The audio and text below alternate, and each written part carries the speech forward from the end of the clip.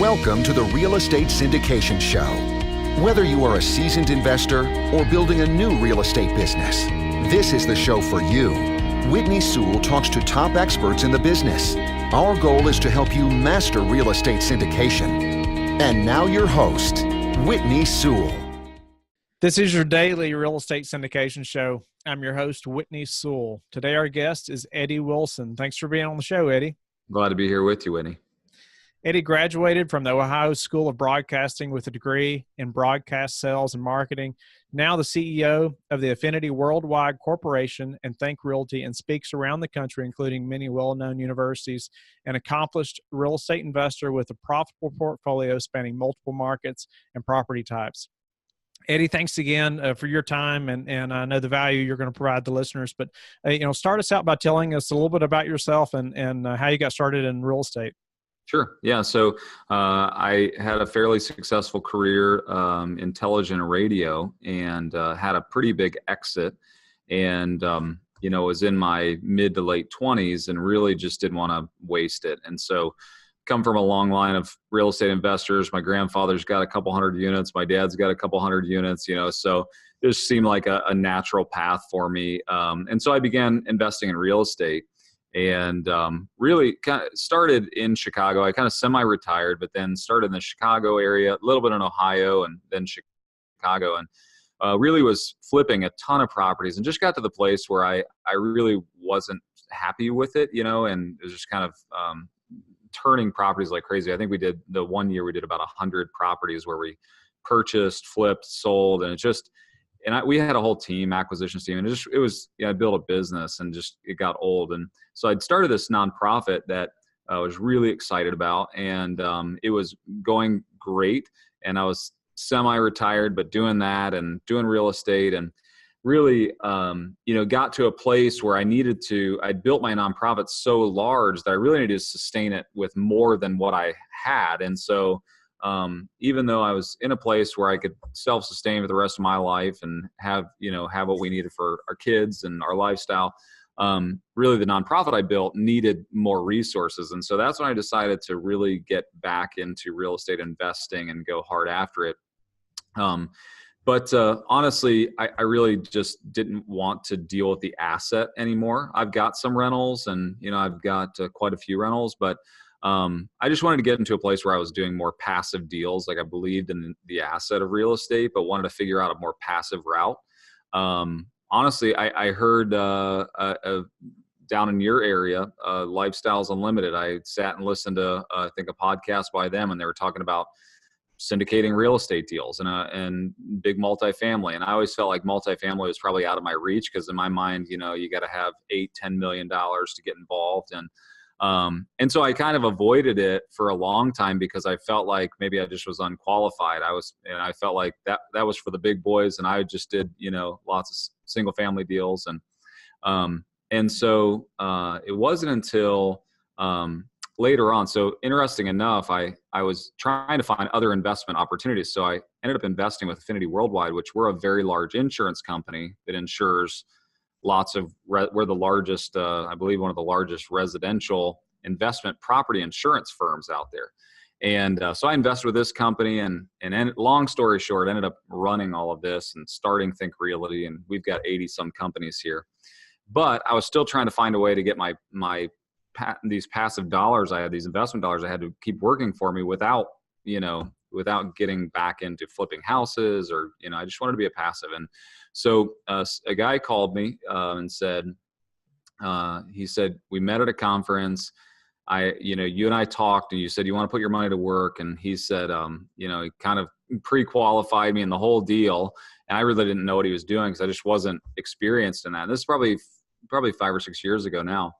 And he said, I got an apartment complex in San Diego. And he said, 130 some units. And in my mind, I started turning him off, because I thought, coastal city, he's got this apartment complex, and he's telling me, it's built in the 70s, and the whole thing's going to have to be rehabbed, or you're going to do some value adds. And he's like talking about all this, kind of this multifamily syndication, lingo that I just didn't know. And in my mind, I'm thinking he's going to ask me for $2 or $3 million, and I'm just not willing to put that much liability into one property. In the single family game, you get to spread it across multiple assets and multiple states. And so whereas I had it, I was really nervous to jump into that degree. And so that was my first one. When he told me that I could get in for, I think my first one I did was 150,000. And I was like, once I looked at the numbers and I realized that I could put $150,000 in there, or I could go buy a single family house for 150,000.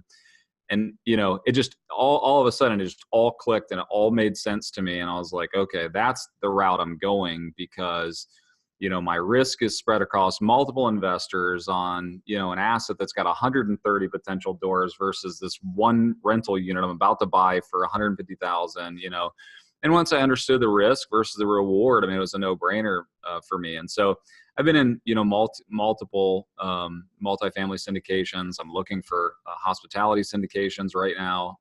Even started a company called Fairway Suites, where we're taking options on golf courses, and we're actually building some syndication opportunities for others. And so it's just been a journey, like a lot of people, and a lot of trial by error. And so now I'm heavily invested and heavily involved, but ultimately it's there to feed my passion and my purpose in life. And that's my nonprofit. So.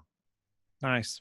Thank you. And, you talked about, you had a successful career, you sold that business, and then, you had a family, your father and grandfather were in real estate already, and obviously a natural progression into real estate. You had seems like somewhat a successful flipping business also. If you were doing 100 properties in a year, that's more than most flippers get to, in Sure. 1 year. And so, why not just continue growing that flipping business? Why the switch, go from flipping to, I want to be more passive and grow something else? Well, with flipping, I made a lot of money flipping houses. It wasn't, and it was post, kind of, it was in the beginning of the recession. So where I made the most money flipping was 2009, 2010, where I could find inventory. Inventory was everywhere. And honestly, my issue wasn't the contractors and the teams. I had full acquisition teams. We had 2 acquisition teams that were running around with generating 1,700 leads a year. I had a marketing agency that I sold as well. And so, I had all the pieces in place. The problem is sustainability. And, I was always intending to build a very large rental portfolio because I wanted that passive stream of income. And flipping was just a means to get me to a larger amount of capital that I could turn around and put it into, so to answer your question, it's really 2 reasons. Number one was sustainability. The market got tight. I didn't want to deal with, I was semi-retired, but then, I had 18, 19 employees that were all in the flipping business, and to sustain it, or to grow or to scale, it was a difficult process when I looked at it. And so it just didn't make a lot of sense for me. And then once I made the money off of flipping, I really just had more capital that I would have had to, in order to continue to grow that process, I would have had to scale my employees, scale the business, going to from 100 flips to 200 flips. That's, almost unheard of, like you're in the upper echelon of guys actually doing it, at that point. And then your liability, if you've got 30 or 40 houses you're sitting on at any given time, carrying costs are a problem. And, every problem as you grow scaled with it. So the problems at flipping 20 houses were 5 times that when you got to 100, and would be twice that much if you got to 200. So it just was unsustainable for me. And then I had the capital from selling businesses, had the capital from flipping houses. And really, I was looking for passive income. Like, real estate to me was a secure asset. I'd lost a bunch of money in the stock market, and it was a sustainable asset for me. And so, one that I trusted, and it was one I wanted to yield so that I could go out and do what I intended to do, with my nonprofit. So really, there was multiple reasons in that, but everything that pointed to was once I started going down that passive path, big syndications spread my risk. It got me involved with a different caliber of real estate investor. And it just made sense for me, and it gave me a long-term return. So. Nice. So, you talk about it making sense to you, and you talked about, you wanted to be more passive, and I hear often, the guys that are just focused on single family rentals, and I know many that have been very successful, and that's Sure. fine. That's not my focus, but their thing is they don't want to be too passive because they want that control. They Right. want that, I want to be able to drive by my property, and I want to know exactly what's happening every day. Sure. But so how did you change that mindset to saying, I just want to be completely passive? And, how did you handle that and just be comfortable in that decision? Again, it was a scaling issue, so I've got a bunch of student housing I own in Ohio, outside of a college of medicine in Portage County. And, the management of that is pretty cumbersome. And so, then I started chasing deals and opportunity outside of the state of Ohio. So Illinois and Atlanta, Georgia. And, well, then my processes had to again double to get to that place. And so for me, when you really looked at it, and you looked at your bottom line of what you were earning versus what you were expending to get there, my returns really weren't that much greater. Like I wasn't creating some amazing difference in return. And so I started off when I did my first syndication, and I took that very passive role.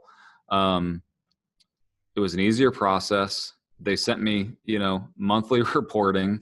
We exited 3.5 years after I got in.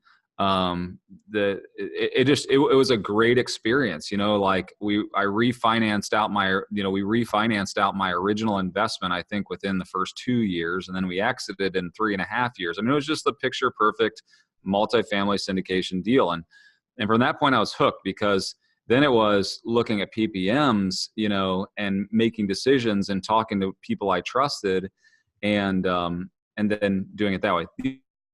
The other I had is I was constantly trying to 1031 money from deal to deal.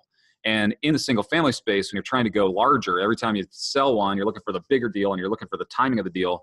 I could keep a fairly constant stream of syndication deals in my back pocket. So I could actually 1031, into some deals that were bigger. Most of the syndications, they've got a floor. They'll take 100 or 150 or some cases 50 or whatever. But, if you can come up with 500 or 700 or $1 million, they're happy to do that too. So it really became a great vehicle for my 1031 exchanges. Then, I had all my retirement money, my 401k. So then I got, really involved in self-directing. And so it became very, very easy for me to focus on the structure of my money and the management of the money, as opposed to trying to always worry about the asset. And that was just an easier process for me. It was decisions I can make in 5-10 minutes versus having an acquisition team going out and looking at the deal. So, there's just so many things that played into that just made a lot of sense to me. Now, I can't say that I jumped 100% into it. I tried one, saw how it went. It was really exciting about halfway through, and I realized how it was working. Then I jumped into another one that did really well down in Austin, Texas. Then I got into one in Atlanta. And so it just kind of snowballed, from there. And I've had some that didn't yield as well as, I'd hoped. But I've never had one, knock on wood. I've never had one I've heard the horror stories, but I really haven't had a horror story yet. But I've done so well that if I did have a horror story coming up, I still collectively over the past, 5-10 years would be okay based on the returns I've had. So you mentioned like you called it picture perfect. yeah. Can you tell me some things that as you being a passive investor, what made that picture perfect? Because I want my deals to operate that way, and I want my investors to be able to say, hey, this was a picture perfect, operation and deal. And give us some things that really stood out to you that made it picture perfect. So a couple of things that I would say is the deal I'm talking about in San Diego, it was picture perfect for a few reasons. The first reason was everything that he listed on the PPM and everything that he put out there from the beginning, it was really accurate. And so most of what happened over the next year, 2 years, really was laid out well in the initial outlook. So he knew what he was doing. He had done enough deals to expect the unexpected and put some buffer in there so that, a brand new investor like me back then wasn't taken off guard if there was massive expenses that were unexpected and things like that. So it was really setting the deal up well and helping, me understand it, and really having enough experience to predict some of the issues that were going to come up, because if they were disclosed from the beginning, if there was an expectation from them, then it didn't catch me off guard, when we would do our quarterly calls and stuff like that. It was like, if you remember, what we had in that spreadsheet said this, and that came to pass, so to me, that was a big part of it. The second part was, for me, everyone likes, I like that 7, 8, 9% pref, but I really like IRR. Like for me, I'm in real estate investing for a long-term return. And so what I want to know is my money secure? What is the total deal going to yield in the long run? Because I think sometimes you get so focused on what is it going to yield, annually, year over year, and you kind of get, locked into what's my pref, and I think that that's our security blanket. But to me, I would rather concern myself with IRR, because the reason I'm in this is to secure my wealth, grow it over a more lengthy period of time. And then lastly, he set the tone. He said,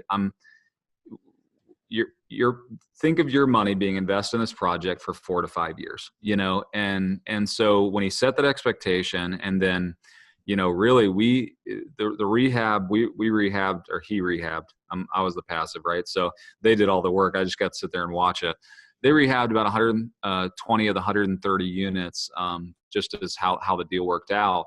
And then we refied. And then when he wrote me a check back for my initial amount, I was like, wow, it was unexpected, like I knew he told me that, but when it came back, and then, so I had my initial investment back, within, I think it was around 2 years, and then my investment was still yielding. And then when we sold it, I cashed out again. I mean, like, it was just a great deal, like there are problems. There are problems in every real estate deal. But he was very open, very transparent. He had built in those buffers. He helped me understand and see. Now, I would think that, some of the picture perfect deals that I'm looking for today, maybe a little bit different than that first one. But that's what made that one picture perfect. Today, for me, I want a clearly defined exit. I'm typically, if I look at a PPM, I'm more concerned about IRR, but I'm also concerned about that exit. I need to know, once I make the money off of this opportunity, what am I going to do with it next? I don't have the luxury of sitting on that capital for long periods of time.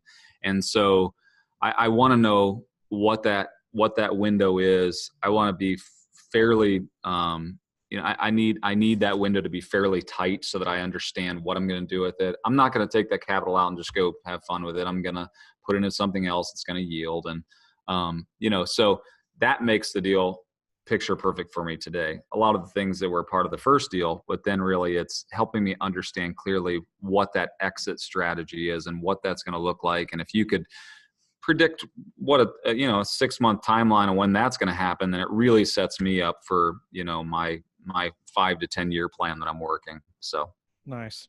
So, Eddie, I know you've had such a large role in numerous aspects of real estate. Somebody that comes up to you and says, I really want to get into the syndication business or multifamily syndication. You got 30 seconds with them. What do you tell them? What do they need to do? Yeah. So now specifically, you're talking about raising capital for syndications, or qualify that just a little bit more for me. Yeah. So just somebody that wants to do their own deals. They're wanting to move into, being their own deal sponsor eventually, and doing their own syndications. What's just some advice you would give them? My first advice is, as a real estate investor and somebody who's passive, it's number one, make sure you have enough money to get in on the game yourself. Like I rarely, unless somebody has a long track record, get in with somebody that's not invested themselves. If somebody's just a sponsor and they're putting deals together, then typically I want to know that they have as much risk as I do, or at least, maybe a percentage of risk. Second of all, have a great team. Make sure you have your ducks in a row. There's some legal parameters and some things that you need to make sure of, so you don't put everybody at risk. And so, you have your legal team involved, have all those people. And then number three would be, go find somebody that's doing and get educated. Like there are plenty of guys out there that are educating on this. It's a sophisticated investment vehicle, and don't wing it. You'll mess up, you'll really hurt yourself and others if you're not buttoned up and ready. And so spend a few dollars on education, whatever you got to do, travel to some conferences, listen to podcasts, so on and so forth, get educated. That's a big deal. From the passive standpoint, what's been the hardest part of the syndication process for you? Sometimes timing is the hardest part. The deal, it's a lot of the deals I get are, we've got this opportunity coming up, and, the timing doesn't always work out. We expect to have something here in the next 3 or 4 months, but then it takes you 6 or 9 months to actually get to it. And that's a hard part for me. I want to deploy capital. I'm an investor, and that's what I do. That's how I make the money I make, and how I fund the things I want to do. And so I got to deploy capital, personal capital. So that's a big part of it. And then number two, I'm type A. I feel like I could do anything better than anybody else sometimes, and playing my role, staying passive. I've watched a couple of deals that I feel like could have, went a little bit differently, and I want to jump in and correct things. And, but in the end, if I'm going to sponsor a deal and go after it and be the lead, that's one thing. But if I'm going to stay passive, I need to stay passive. So understanding my role is difficult sometimes, and understanding that I'd rather be spread across 4 or 5 or 8 deals, at a time, and stay in that passive role sometimes is difficult. So yeah, maybe you can speak to that just a little more about, just helping others see their role and being able to understand that they're just passive and what to expect. Yeah. So, I think that, as a passive, number one, real estate is an investment. It's a seed that's planted, right? And sometimes those seeds don't always return what you want them to return, but as a passive, your job is planting, right? Like your job is putting that seed out there with an expectation of a harvest. And so, if it's your last seed, if it's your last dollars, don't do that. You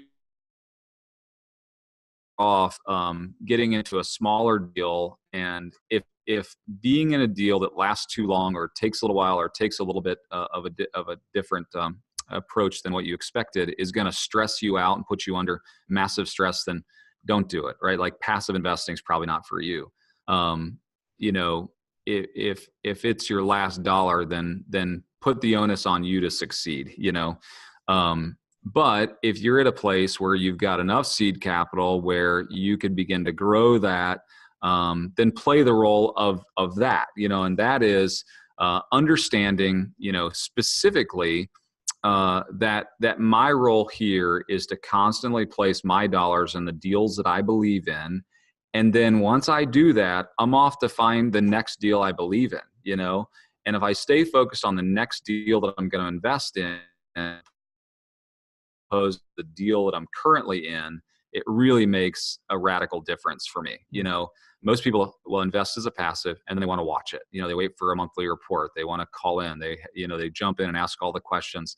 I'm not that guy. I want to be that guy sometimes, but I'm not, because that's not my job. My job as a passive investor is to go find the next opportunity, so that when, if all I can afford is one deal at a time, then I'm going to find the next deal. I'm going to be looking. I'm going to be seeing what's out there. I'm going to understand the marketplace. I'm going to know what to expect. I'm going to play that role. And, could you speak to the due diligence that maybe you do when you're Sure. finding that next deal? Just Yeah. give us a few things that are key for you that you're Yeah. definitely going to look at. So I have a small team that I run it by. I have some legal counsel that I always throw my deals in front of just to make sure before I pull the trigger, I'm not putting myself at risk. They charge me a couple $100 just to vet the deal and give me their take on it. It's worth it to me. I've gotten over the fact that I got to put eyes on the deal. There's enough tools that I want to see it. I want to look at the area. And then right now, in multifamily, I think multifamily paired with a few opportunities is what I'm looking for. I want to know that I want to look at jobs and jobs creation, in that general area. I want to know that because multifamily, by the very nature of it, has to be in typically high traffic areas or opportunities, not opportunity zones as we now know it, but opportunity zones where there's commercial being developed and things like that. And so I'm looking for key indicators around that area to say what is going to be a driver for this. Like I understand that value add is going to get you to the place where you need to be from a yield standpoint, but I'm more looking for long-term sustainability. Are we going to be able to truly increase rents? Are we going to be able to really sustain this thing? What's our occupancy is going to look like? And those key indicators of commercial development, job opportunities, things like that. And there's a million resources on the web to do that. So aside from looking at the PPM and talking to my accountant and talking to my legal counsel, I'm really looking for those sustainability indicators. The reason I got into an Austin one was because it was on 6th Street in Austin. I mean, it was a mile from the Texas University campus. I mean, like and in one of the highest areas of growth for tech and technology. I mean, like it was a no-brainer for me, and I took less of a yield because I knew of its sustainability. San Diego had the same indicators. Atlanta was the same thing. Now I've gotten into some in Indianapolis and areas that maybe didn't have the same level of growth, and then my expectation is a little bit different. And so that's kind of the due diligence I go through. As much as you want to say it's not gut, there's also this whole gut element to it as well. Look at the pictures. You got to trust. You got to, and then the other thing is I want to know that whoever the deal sponsor has done some successful deals. I don't know that I've ever jumped in on the first deal with any deal sponsor. I'm not at that place as a passive. I want to make sure that I'm doing it with people that have done it before, and have had a successful track record. So I typically ask, show me some deals you've done, show me what's happened. Don't just give me your best deal. Give me an average deal. You don't have to give me your worst deal. No one wants to share that, but give me an average deal. Give me your best one if you want, but give me something else you've done. And so that's the basic due diligence. I don't think anything too cumbersome. Nice. So, running 80 plus companies, that alone is very impressive. Tell us what's some way that you've recently improved an operation, of a real estate business that you're operating that we could all apply to ours. Yeah. So for me, efficiency is everything, and operational, strategy is everything. So I'm a firm believer in business systems. And so I come from the corporate world. So, Six Sigma and all that type of stuff, is pretty natural to me. But I think for our businesses here, the traction model works great. And we've done some EOS implementations, that to help us clearly create communication pathways and set goals and all that good stuff. And so we've done a bunch of implementations for some of the businesses here that are small to medium size, that maybe wouldn't fit a bigger business system. Those are some things that we've done that really has keyed in on our success. And then for me, because I do manage 80 some companies, each one of those companies have an asset leader. So there might be a president of that company that all reports up to me. So for me, I need to make sure that I'm telling them what metrics and what communication to give me. Right. And so I think sometimes, as business owners, we're as we grow into more of an ownership or management position where our business grows and thrives, the things that we take for granted, oftentimes we rarely pass down. And so a business system like an EOS or something like that just helps us clearly define and pass down, here's what I'm expecting, here's the communication pathway to tell it to me. And then I already know what the key indicators of success are for me, and then I can help manage them correctly. Nice. So what's the number one thing that's contributed to your success? That's a really difficult question. I just spoke at this college commencement over Christmas break, and they did this interview, and they asked me the same question. And I told them, I said, I think contrary to popular belief, I said, I think everybody tells you to focus in on one thing and get really good at it. I said, I think that I've found those things by process of elimination because I've tried everything in the world. But I was diligent enough to work hard enough at it to get to the place where I either loved it or I hated it. Like I wasn't lazy. I've whether it was music or sports or business or investment, like I've gone all in and I've tried a million different things. And so honestly, I think success to me is almost it's almost process of elimination. It's being willing to outwork everybody, and try, I've got a ton of businesses and I've got a bunch of stuff going on. So I actually go opposite, I think, of popular belief, and that is focusing on that one thing and get good at it. And, I'd rather be an athlete than a one sport guy, like I want to be versatile enough. And so, I think that's probably contributed to my success more than anything, is just diligence to anything I try to not just chase the next great opportunity, to actually work it through to figure out, do I like it? Do I not like it? Am I good at it? Or am I not good at it? And then move on, cut bait quickly. If you're not good at something, then move on. It's not working for you, you're not successful, move on. So that's probably it. So I know you mentioned your nonprofit, but I like to ask people, how do you like to give back? Yeah, so we give back through multiple ways. I own a bunch of radio stations and TV stations outside of the country, and those are tied to orphanages. And it's those orphanages that are, we've created a sustainable process to make sure that those kids have opportunity, well beyond just the gifts and donations we give, each and every year. And so every business that I start or I'm involved in is in a process of giving back. So I heard this phrase a couple of years ago that I've just adapted to my own business, that I'm a capitalist, but I'm a cause capitalist. And so everything I do is for profit, but that profit is to go to something. And so I want to make money, but not for the sake of making money. I want to make money for the sake of making a difference. And so that's a big deal for us. I just started a coffee roasting company over in Atlanta, Georgia.